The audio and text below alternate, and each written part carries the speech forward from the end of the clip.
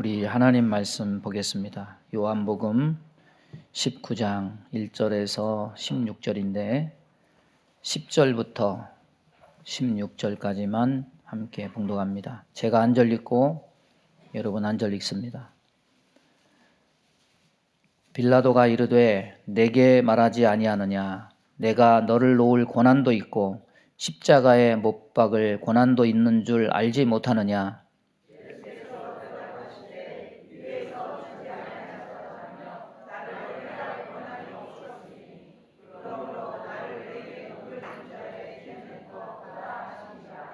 이러함으로 빌라도가 예수를 놓으려고 힘썼으나 유대인들이 소리질러 이르되 이 사람을 놓으면 가이사의 충신이 아니니이다.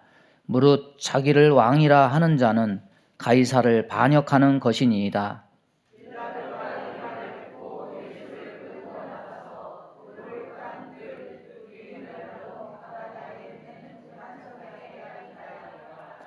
이날은 유월절의 준비일이요 때는 제6시라. 빌라도가 유대인들에게 이르되 보라 너희 왕이로다.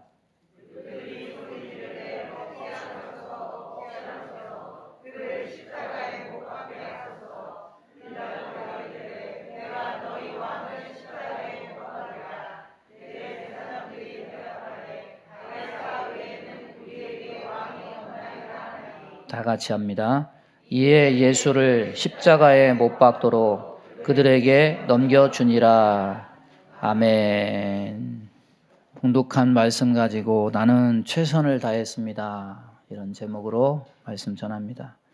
요즘 국제적으로 큰 파장을 일으키는 사건은 아마 실리콘밸리 은행 파산 사건이 아닌가 싶습니다. 피해를 입은 분이 많은데 미국의 한 유명한 여배우도 이 은행에 자신의 재산 절반을 예치했는데 하루아침에 이것이 다 그냥 안개와 같이 날아가서 울상이 되고 말았다는 보도를 봤습니다.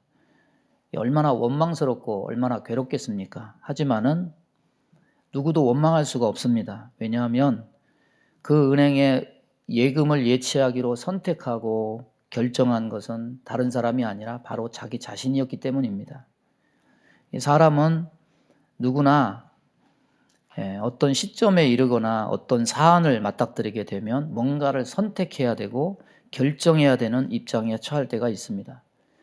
정치인이 된다는 것은 개인으로서 자기 예금이나 삶만 결정하는 일이 아닙니다. 국회의원은 어떤 지역구 사람들의 이해관계를 들어줘야 되고 또 대통령은 한 국가의 이해관계에 개입해서 뭔가를 끊임없이 선택해야 되고 결정해야 되는 입장에 처해지는 겁니다. 이것은 굉장히 중대한 일이 됩니다. 잘 선택하면은 칭찬과 영광이 있겠지만은 잘 선택하지 못하고 결정하지 못하면 두고두고 많은 사람들에게 원망과 욕을 얻을 수 있습니다. 2차 대전 당시에 미국 대통령은 루즈벨트 대통령이었습니다. 건강이 좋지 못했지만은 휠체어에 의지하면서도 국정을 나름대로 잘 운영을 해서 무려 4선 당선이 됐습니다. 4선 때 부통령이 트루먼이었는데 대통령 당선된 다음에 2달 후에 갑자기 루즈벨트가 사망을 했습니다. 트루먼은 졸지에 대통령직을 자동 승계해서 미국 대통령 직무를 수행하게 됐습니다. 대통령이 되고 나니까 온갖 나라의 비밀도 알게 됐습니다. 그게 뭐냐면 맨하탄 프로젝트 원자폭탄을 만드는 계획입니다. 부통령이었을 때 전혀 이것을 몰랐으니까 얼마나 극비에 붙여졌는가 이거를 알 수 있습니다. 결국 그것을 계획한 사람은 루즈벨트였지만은 그것을 어디에 써야 될까 이걸 결정하는 것은 트루먼 대통령의 몫이 되었습니다. 대통령의 선택이라는 책이 있는데 원자폭탄을 투하하기로 결정하기 전 그 트루먼 대통령의 고뇌를 적고 있습니다. 이것을 쓰면은 많은 사람이 죽어야 될 텐데 이걸 꼭 써야 되나? 안 쓰면은 전쟁은 계속되고 미국의 젊은이들은 계속 희생될 텐데 이것을 어떻게 해야 되나? 고민에 고민을 거듭했습니다. 결국 일본의 핵폭탄을 투하하기로 결정을 했고 그것을 선택했습니다. 그 결과 일본이 항복을 하고 우리나라는 해방이 되고 2차 대전은 종식이 됐습니다. 그리고 트루먼은 또 한 번 결단했습니다. 6.25 남침 때는 고민도 하지 않고 바로 신속하게 유엔을 소집하고 한국 파병을 결정했습니다. 그래서 트루먼 대통령은 우리나라 사람들에게 고마운 대통령입니다. 두 번의 결단 때문에 우리나라는 식민 통치에서 벗어나고 공산화를 막을 수 있었습니다. 오늘 본문에서 보는 빌라도의 법정에서 이 빌라도의 결정, 선택은 어떻습니까? 우리는 성경을 통해서 빌라도가 예수를 신문하는 과정을 보면서 나름대로 자기 소신껏 공명정대하게 예수님의 무죄를 증명하려고 애쓰는 모습을 보면서 예수님을 석방하려고 했다는 느낌을 받습니다. 이 나름대로 최선을 다하는 그의 모습에 빌라도가 무척이나 좀 공의롭고 정의를 중시하고 백성을 아끼는 그런 행정관인가 보다, 이런 느낌을 받으면서 일면 빌라도에게 동정하고 싶은 마음이 생깁니다. 이런 느낌이 맞느냐 보면은 빌라도는 그런 사람이 아니었습니다. 빌라도가 유대에서 한 10년 정도 통치를 했는데 그의 통치 행적을 보면은 굉장히 포악한 사람으로 드러납니다. 성전의 재물을 탈취해서 그것을 팔아 마련한 돈으로 예루살렘의 로마식 수도관을 그거를 가설하려고 하다가 백성들의 반발에 부딪히기도 하고, 또 성경에도 나와 있지만 갈릴리 사람들을 죽여서 그 로마의 제사에 그 피를 섞는 잔혹한 그런 짓을 하기도 했습니다. 결국에는 이런 무리를 많이 일으켜서 나중에는 로마 당국에 의해서 파면되었습니다. 그의 평소의 행적이 이러한데 이런 행적과 비교해서 성경에서 예수님을 재판하는 그의 태도는 매우 이례적으로 보입니다. 고민하면서 어쨌든지 빼내려고 나름대로 애를 쓰는 것처럼 보입니다. 우리는 매일매일 수많은 선택과 결정을 하면서 살아야 하는 스스로의 삶에 대한 주도적 주권을 가진 자유인들입니다. 과연 우리가 선택한 것, 결정한 것들이 바른 것이고 언제 뒤돌아보아도 내게 부끄러움을 주지 않는 것들일까? 우리가 하는 신앙 고백 속에서 본디오 빌라도에게 십자가에 못 박혀 죽으시고, 이 고백은 역사적 사실을 기술하는 내용이기도 하고 빌라도 자신에게는 자신의 선택에 대한 정죄이기도 합니다. 전에 순간의 선택이 100년을 좌우한다, 그런 광고 카피가 있었는데 이 사실을 보면은 순간의 선택이 영혼을 좌우할 수도 있음을 우리는 알게 됩니다. 이 말씀을 통해서 삶에서의 우리들의 결정, 우리들의 선택들이 주 앞에서 인정받고 칭찬받는 그런 은혜가 있기를 바랍니다. 첫 번째는 빌라도는 알고 듣고 고민했다는 겁니다. 오늘 예수님을 신문하는 이 장면은 사실은 18장 28절부터 19장 16절까지 길게 설명이 되어 있습니다. 이 모든 걸 다 설명할 수는 없습니다. 그러나 요약을 해서 몇 가지 사실을 여기서 추려낼 수가 있습니다. 첫 번째는 뭐냐면 신문 과정을 통해서 예수님이 죄가 없음을 알았다는 거예요. 좀 머리에 기억하기 좋게 한번 따라서 해보겠습니다. 죄가 없음을 알았다.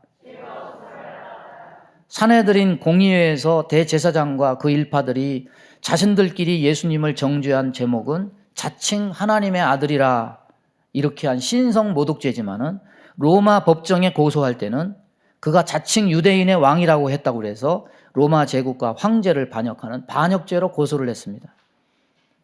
그러나 빌라도가 예수님을 신문한 결과 예수님이 유대인의 왕인 것은 스스로 인정한 사실이지만은 그 나라는 이 세상에 속한 나라가 아님을 밝히심으로써 예수님이 죄가 없고 유대인들이 시기해서 죽이려고 사건을 조작하고 왜곡하고 있다는 그 속내를 알았습니다.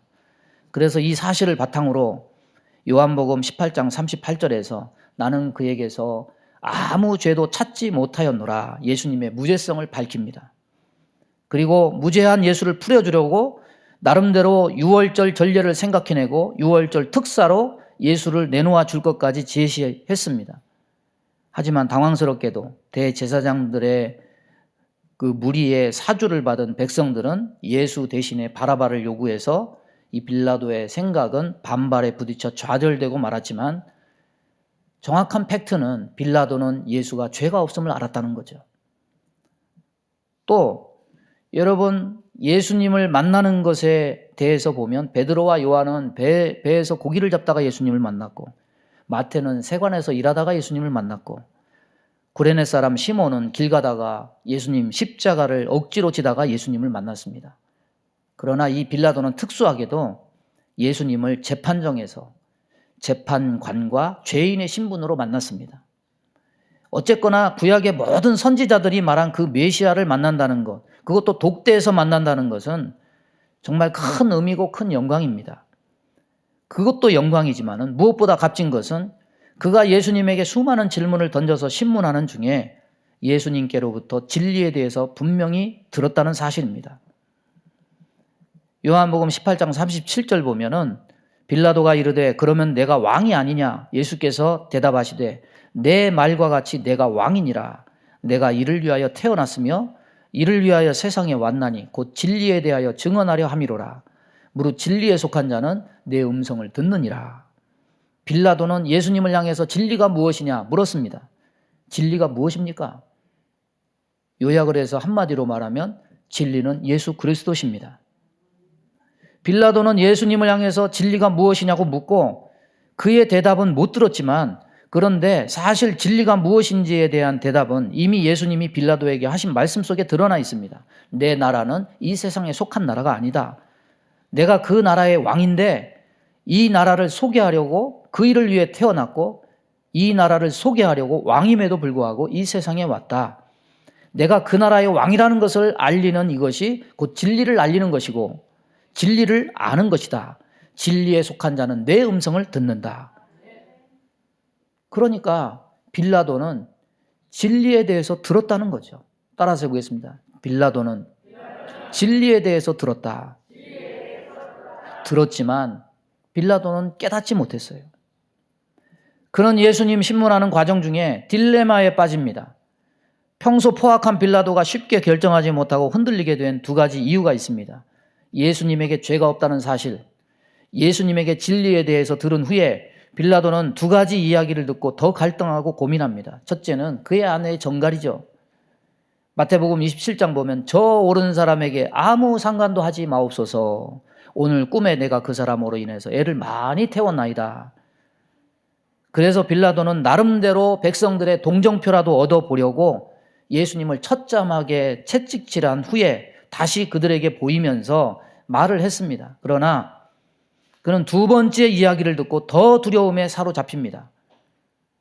요한복음 19장 7절 8절 보면 유대인들이 대답하되 우리에게 법이 있으니 그 법대로 하면 그가 당연히 죽을 것은 그가 자기를 하나님의 아들이라 함이니이다. 빌라도가 이 말을 듣고 더욱 두려워했다.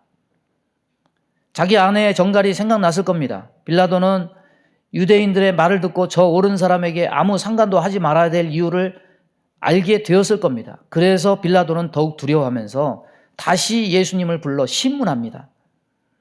다시 관정으로 들어가. 오늘 9절에서 12절 말씀 보면 예수께 말하되 너는 어디로부터냐 하되 예수께서 대답하여 주지 아니하시는지라.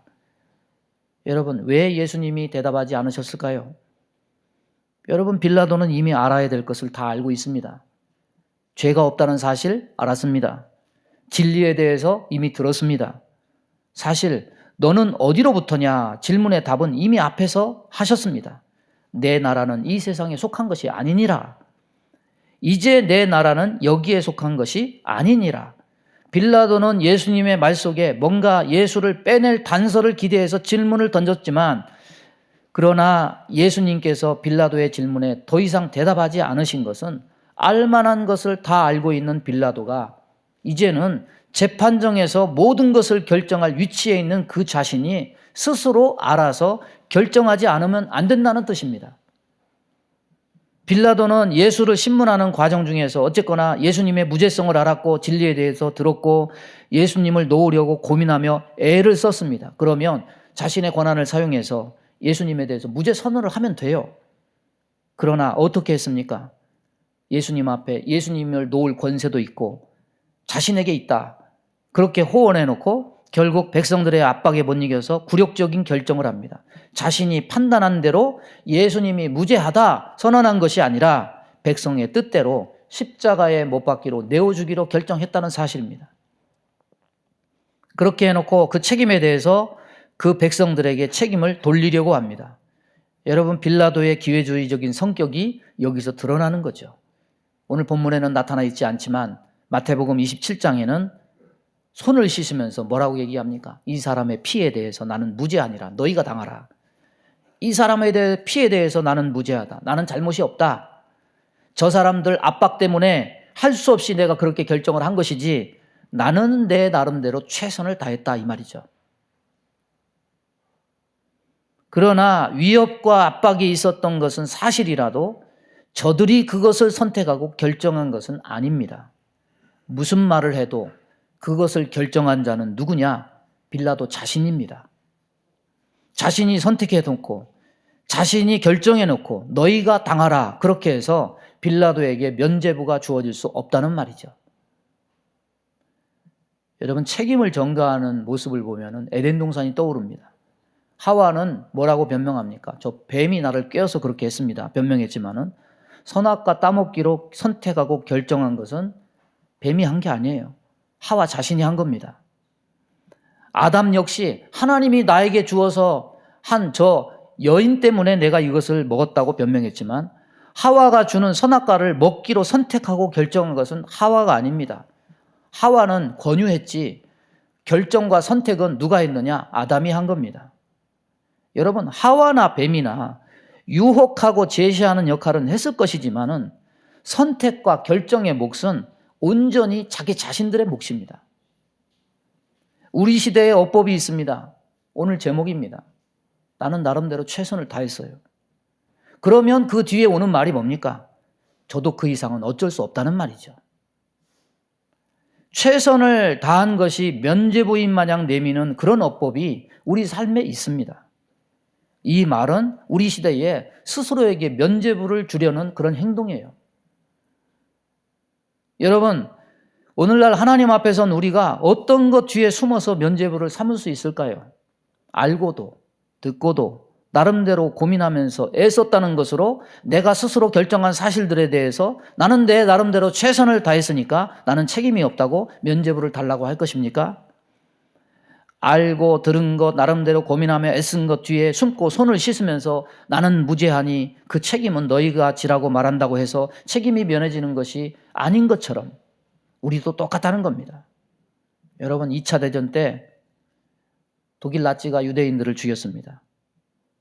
그런데 유대인들을 죽인 것은 사실 독일 나치만이 아닙니다.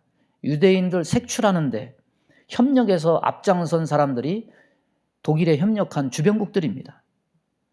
그들을 발굴하고 색출해서 수만 명씩 끌려갔습니다. 그럼에도 불구하고 그들이 하는 공통의 레파토리가 있습니다. 난 위에서 시켜서 한 것뿐이다. 그러니까 나는 책임이 없다. 발뺌을 합니다. 역사는 그들에게 면죄부를 주지 않습니다. 그들은 스스로 선택하고 스스로 결정해서 그 일을 한 겁니다. 우리는 우리의 선택과 결정이 우리의 운명을 결정짓는 것임을 우리는 잊어서는 안 됩니다. 삶이 여러분의 결정입니다. 삶이 여러분의 믿음의 열매입니다. 여러분이 생각하는 것을 결정한 증거입니다. 교회 안에 잘못된 구원론, 운명론이 있습니다. 마치 예정론이 하나님이 미리 짜신 운명론인 것처럼 오해를 하고 그 값싼 운명론 뒤에 숨어서 죄악된 자신의 삶을 적당히 가리고 면죄부 주려는 거예요. 아담과 하와는 선악과 따먹도록 운명 지어진 겁니까? 가룟 유다는 예수님을 팔도록 운명 지어진 겁니까? 빌라도는 예수님을 저 유대인들에게 넘기도록 운명 지어져서 어쩔 수 없이 선택할 수밖에 없었습니까? 그런 운명론이 타당하고 성립한다면 가룟 유다도 빌라도도 사실은 무엇입니까? 인류 구원의 악역을 자처한 역할을 한 공로자가 되지 않겠습니까? 그러나 여러분 아십시오. 죄가 이 세상에 들어오도록 계획하신 것은 하나님이 아니십니다. 세상이 죄로 관영한 것은 하나님이 짜놓은 판이 아닙니다. 죄 짓도록 미혹하는 것은 사단이고 죄 짓는 주체는 하나님이 아니라 항상 인간입니다. 죄 지키로 내가 결정하고 그 죄는 내가 짓는 것임을 잊어서는 안 됩니다. 성경은 하나님이 구원하시기로 작정하셨다 이것만 말씀하고 있지 내가 죄 짓는 운명까지 계획하시고 작정하지는 않으셨습니다. 죄는 인간이 사단의 말을 듣고 휘둘려서 짓는 것이고, 또한 자신이 선택해서 짓는 겁니다. 따라서 내가 알고 듣고 나름대로 고민하고 애썼는데 결국 죄에 굴러가는 이런 결과가 나타난 것은 내 의지와 상관없는 일이다. 그러니까 나는 내 나름대로 최선을 다했다. 그 이상은 나도 어쩔 수 없다. 이런 말로 면죄부가 주어진다면 빌라도 역시 면죄부를 줘야 옳습니다. 그러나 아닙니다. 예수를 십자가에 내어주기로 결정하고 선택한 것은 백성이 아닙니다. 빌라도 자신입니다. 여러분, 법정은 뭐 하는 곳입니까? 법정은 감정을 호소하는 곳이 아닙니다. 법정은 진실을 가리는 장입니다. 중간은 없습니다. 빌라도의 법정에서 우리는 두 가지 선택이 명확하게 있는 것을 볼 수 있습니다. 하나는 무엇입니까? 빌라도의 예수를 십자가에 내어주는 죄 짓는 선택입니다. 또 하나는 무엇입니까? 예수님이 자기 백성의 죄를 씻고 살리기 위한 자신을 십자가에 내어주시는 선택입니다. 예수님은 십자가에 자신을 내어주시는 것에 대해서 이것이 나의 최선을 다한 결과다, 이런 식으로 표현하지 않습니다. 요한복음 10장 18절 보면 이를 내게서 빼앗은 자가 있는 것이 아니라 내가 스스로 버리노라. 따라서 해보겠습니다. 스스로 버리노라. 나는 버릴 권세도 있고 다시 얻을 권세도 있으니 이 계명은 내 아버지에게서 받았노라. 스스로 버린다는 말은 예수님의 결정과 선택이었음을 말씀합니다. 예수님의 십자가는 하나님 아버지의 뜻을 선택하신 결과입니다. 그 법정에는 예수를 내어주기로 결정한 빌라도의 선택과 자신을 십자가에 내어주기로 결정한 예수님의 선택, 이 두 가지 선택이 명확하게 서로 대립하고 있습니다. 우리가 예수 믿는다는 게 뭡니까? 최선을 다해서 예수를 믿어볼게요. 이게 아니에요. 우리가 예수를 믿는다는 것은 무엇입니까? 따라서 보겠습니다. 나는 예수님의 선택을 따른다. 바로 이것입니다. 신앙생활은 두루 뭉실하게 내가 최선을 다했지만 어쩔 수 없습니다, 이런 식으로 하는 게 아니에요. 신앙은 결정이에요. 말씀을 선택하는 겁니다. 마태복음 16장 24절에 이에 예수께서 제자들에게 이르시되 아무든지 나를 따라오려거든 자기를 부인하고 자기 십자가를 지고 나를 쫓을 것이니라. 우리가 십자가를 지는 것 역시 최선을 다하려는 내 의지력이 있는지 없는지 그 여부가 핵심이 아닙니다. 말씀에 대한 내 결정, 내 선택이 십자가를 지고 따를 수 있는 가장 핵심인 겁니다. 말씀에 대한 선택이 있어야 됩니다. 최선의 가치는 인간의 한계적 가치, 상대적 가치입니다. 여러분, 세상 보십시오. 나름 건전하게 정말 사람들 최선을 다해서 살지 않습니까? 아니, 최선을 따지면 어쩌면 세상에 앞서가는 사람들은 우리보다 더 최선을 다하고 밤잠 자지 아니하면서 아주 극렬하고 치열하게 삶을 사는 사람이 훨씬 많습니다. 다만 저와 여러분과 극렬하게 상반되고 대비되는 것이 있습니다. 저들은 자기의 삶에 대해서 누구보다도 최선을 다하지만 세상에 있는 사람들에게는 말씀에 대한 선택은 없는 겁니다. 신앙은 생각하고 철학하는 것이 아니에요. 알고 듣고 고민한다고 되는 것이 아닙니다. 뭘 해야 되느냐? 결정을 해야 된다. 선택을 해야 된다. 우리의 운명을 모든 것에 우선해서 왕 대신 예수님께 맡기기로 결정하고 선택하는 것이 바로 신앙하는 것이고 예수님을 믿는 겁니다. 왕을 믿고 따르기로 선택하는 선택이요 결정입니다. 이 세상에서부터 천국에 이르기까지 그렇게 하기로 결정하는 겁니다. 예수가 나의 왕임을 그때그때 믿고 결정하고 선택하는 겁니다. 그런데 중간에 걸터 앉아서 결정 장애에 빠져가지고 마음으로는 아는데 결정은 세상 사람들에게 휘둘려서 끌려가면서 나는 최선을 다했습니다만 무엇 때문에 어쩔 수가 없었습니다.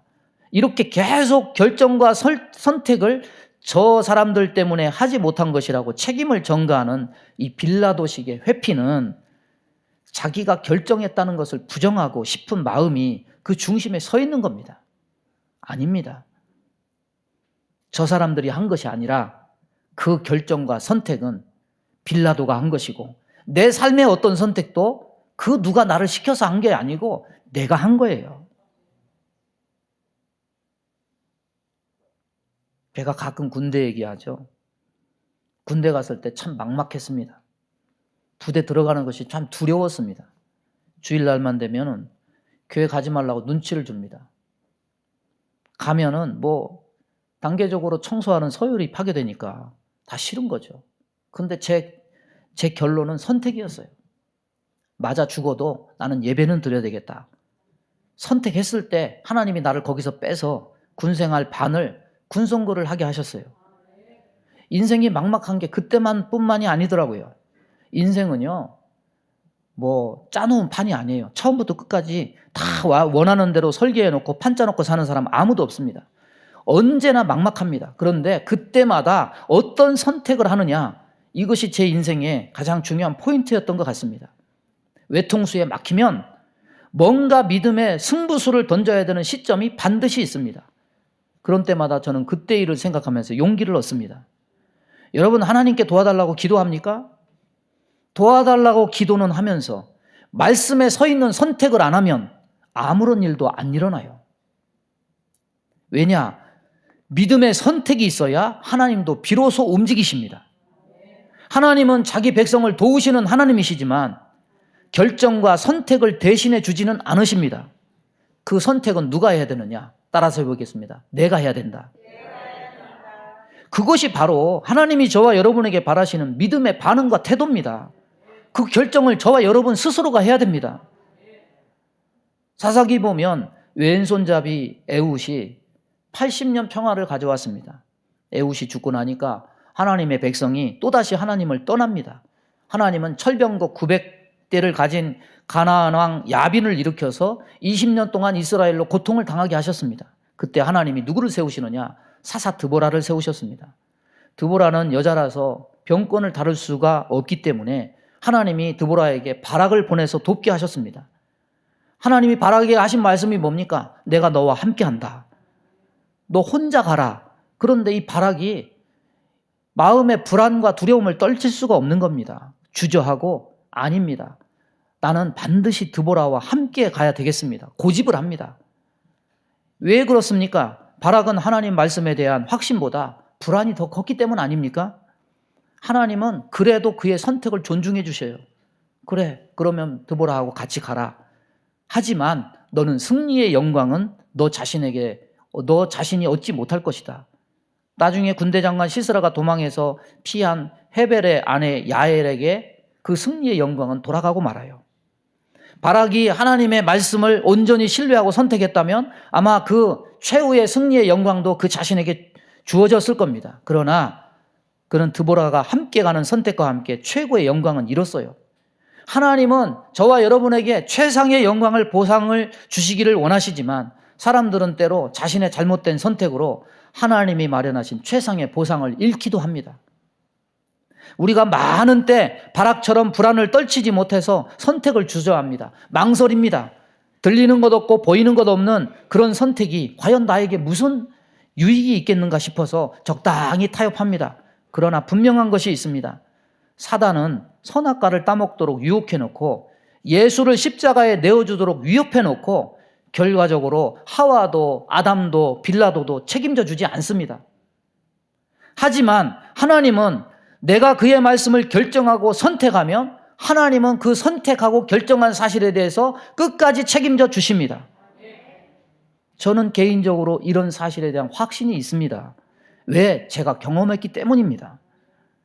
우리를 지으신 하나님도 우리를 회방하는 사단도 결정을 대신하지는 않습니다.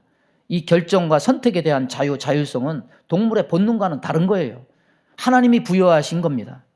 하나님은 인간을 선도 악도 스스로 선택할 수 있고 자율성이 있는 존귀한 존재로 창조하셨습니다. 믿는 자라는 것은 이 선택권을 사단에게 휘둘려 사용하지 않고 하나님을 향한 말씀에 두고 선택하는 사람들입니다. 내가 그것을 선택하면 그 이후 하나님은 나를 위해 일하시고 책임지신다. 말씀을 마무리합니다. 예수님을 정죄하는 자신의 결정에 대해서는 손을 씻으면서 책임을 회피한 빌라도. 그런데 그에게도 흔들리지 않고 밀어붙인 결정이 있어요. 빌라도는 예수님을 십자가에 못 박은 다음에 십자가 꼭대기에다 나무 패 하나를 붙입니다. 거기에 히브리어, 라틴어, 헬라어 뭐라고 썼느냐? 유대인의 왕. 유대인의 왕 예수 이렇게 썼습니다. 그걸 본 대제사장 무리들이 거기다가 그렇게 하면 안 되고 자칭이라는 말을 거기다 넣어야 된다. 이러니까 빌라도가 내 쓸 것을 썼다. 그러면서 거부하고 자기 결정을 고수합니다. 빌라도가 예수를 왕이라고 말하는 이 행위는 사실 믿음의 결단이나 선택과는 아무런 상관이 없습니다. 예수를 시기해서 못 박기 위해서 백성들 선동해서 자기에게 정치적 굴욕감을 준 것에 대해서 분이 나가지고 복수한 소심한 복수예요. 예수를 진짜 왕으로 인정해서 한 결정이 아닙니다. 빌라도는 예수님이 유대인의 왕이라는 것을 그저 자신의 굴욕감을 해소하는데 잠시 이용하는 문구 정도로만 활용할 줄은 알았지 그 의미가 무엇인지 또한 진정한 왕으로 모실 줄도 몰랐어요. 성경은 예수님을 뭐라고 말합니까? 예수님을 왕이라고 말합니다. 왕의 책무가 뭡니까? 왕의 책무는요, 백성이 왕을 따르기로 선택하기만 하면 그 백성을 보호하고 책임지는 것이 왕입니다. 예수 믿는 삶은 그 예수를 모든 일에 왕으로 결정하고 선택하고 인정하는 일입니다.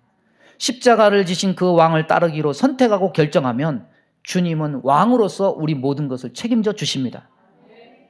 신앙은요, 최선을 다했습니다. 그런 말로 적당히 넘어갈 수 있는 사안이 아니에요. 신앙은, 따라서 보겠습니다. 신앙은 선택하는 것이다. 하나님을 선택하는 것이다. 말씀을 선택하는 것이다. 그 선택과 결정이 오늘 저와 여러분의 몫입니다. 나는 최선을 다했습니다만 어쩔 수가 없었습니다. 믿는 자는 이런 말 뒤에 숨지 않습니다. 다만 믿는 자의 최선은 내가 매사에 진정한 나의 왕이신 주님을 따르기로 결정하고 선택합니다. 이것만이 우리의 최선입니다. 그렇게 결정할 때 주님은 우리를 왕으로서 책임지십니다. 이런 은혜가 저와 여러분 삶 속에서 경험되어지기를 주님의 이름으로 축원합니다. 우리 주여 한번 부르고 합심하여 기도합니다. 주여, 하나님 아버지 감사합니다. 오늘도 주의 말씀을 우리들에게 허락해 주심을 감사합니다. 우리의 결정과 책임을 회피하지 말고 진정한 하나님 말씀에 중심을 두고 그것을 선택하고 결정하는 자들 되기 원합니다. 언제나 말씀의 선택에 우선을 두고 하나님 일에 우선을 두는 그런 선택을 통해서 하나님이 우리의 삶을 책임져 주시고 하나님이 우리의 삶을 인도하시는 그런 체험을 맛보기를 원합니다. 주여, 주의 백성들에게 놀라운 은혜를 허락하여 주옵소서. 놀라운 경험들을 체험케 하여 주옵소서. 주님 감사합니다. 예수님의 이름으로 기도하옵나이다. 아멘. 믿음의 손을 가슴에 얹습니다. 몸이 아픈 곳에 손을 얹습니다. 하나님 아버지, 수많은 것들을 우리는 눈을 떠서 선택하고 결정하며 살아갑니다. 하나님, 그러나 주의 일에는 결정장애가 있습니다. 책임을 회피할 때가 있습니다. 그러나 사실 죄를 선택한 것도 나고 아버지 말씀을 선택하는 것도 나임을 압니다. 하나님, 우리의 최선의 선택은 주님을 결정하는 것이고 주님의 말씀을 선택하는 것임을 믿습니다. 어떤 어려움과 환난이 와도 우리는 주를 선택하는 자가 되기 원하오니 성령님, 우리의 영안을 열어 주옵소서. 지혜와 계시의 영을 허락하여 주옵소서. 나는 최선을 다했지만 어쩔 수가 없었습니다. 이 말을 하기보다는 나는 내 목에 칼이 들어와도 주님의 말씀을 선택합니다. 이렇게 고백하는 자들 다 되게 하여 주옵소서. 그럴 때 하나님이 일하실 줄로 믿습니다. 하나님이 역사할 줄로 믿습니다. 우리를 구원하시는 그 모든 것들이 우리의 삶에 경험되어질 줄로 믿습니다. 우리 마음 가운데 원망, 불평, 시기, 질투, 미움, 다툼, 이간질하며 불순종, 불신앙케 하며 불안, 조조, 염려, 근심, 두려움을 주는 모든 어둠은 다 떠나갈지어다. 하나님, 책임 전가가 아니라 확실한 선택을 통해서 은혜 받는 주의 백성 다 되게 복내려 주옵소서. 몸이 연약한 곳에 손을 얹고 기도합니다. 손을 얹은 것마다 주의 보혈로 씻어주시고 성령의 불로 태워 주옵소서. 예수 이름으로 명하노니 모든 병만은 다 떠나갈지어다. 고쳐주시고 깨끗게 하시고 바르게 하시고 온전케 하시고 선택케 하셔서 하나님의 놀라운 역사를 경험하는 주의 백성 되게 복내려 주옵소서. 예수님의 이름으로 축복하며 기도하옵나이다. 아멘.